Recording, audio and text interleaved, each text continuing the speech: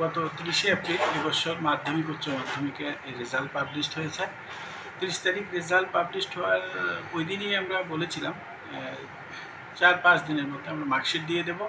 সেই কথা অনুসারে আজকের থেকেই মার্কশিট দেওয়া শুরু হয়েছে, সেটা আমরা গত শনিবারে নোটিফাইও করেছি।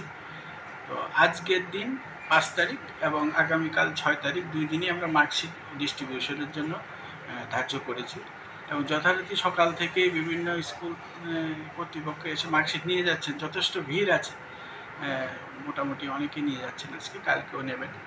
তো কাল পর্যন্ত আশা করি হয়তো মার্কশিট ডিস্ট্রিবিউশন শেষ হয়ে যাবে।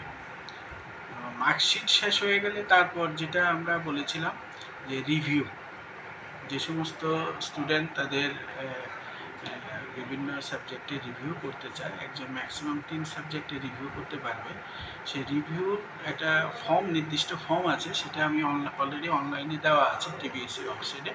সেই ওয়েবসাইট থেকে ডাউনলোড করে ফিল আপ করে সমস্ত কাগজপত্র দিয়ে 8 তারিখের মধ্যে স্কুলে জমা দেবে। আজকে হচ্ছে 5 তারিখ, আজকে 8 তারিখের মধ্যে স্কুলে জমা দেবে।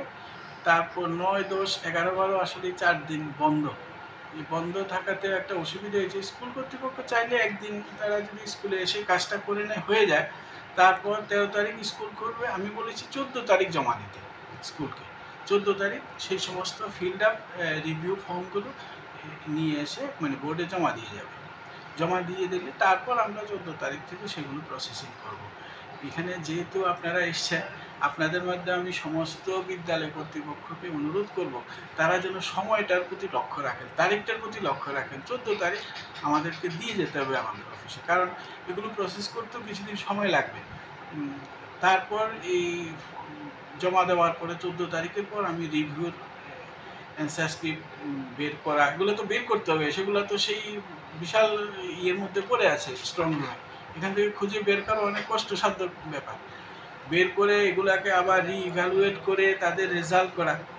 সুতরাং সময়ের প্রতি একটু লক্ষ্য রাখতে সবাইকে আমি বলবো। 14 তারিখ যেন অবশ্যই এনে দেয়, তারপর কিন্তু আমাকে আমি আর কনসিডার করতে পারবো, কারণ আমি এক জায়গায় থেমে থাকলে হবে না। পরবর্তী এরপর স্টেপ হচ্ছে আমার সেলফ ইন্সপেকশনে বলেছি আমি 25 তারিখের মধ্যে অফিসে জমা দিতে হবে, যেটা আমাদের নিয়ম।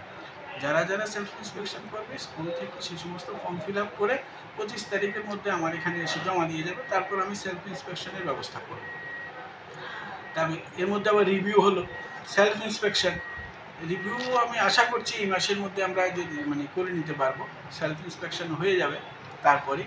আর বছর বাঁচাও যেহেতু আমাদের 2 মাসের একটা নিয়ম আছে, আমি আগামী মে মাস তো গেল, এপ্রিল তো গেল, মে, জুলাইয়ের 1-2 তারিখের মধ্যে শুরু করতে পারবো আমি আশা রাখছি।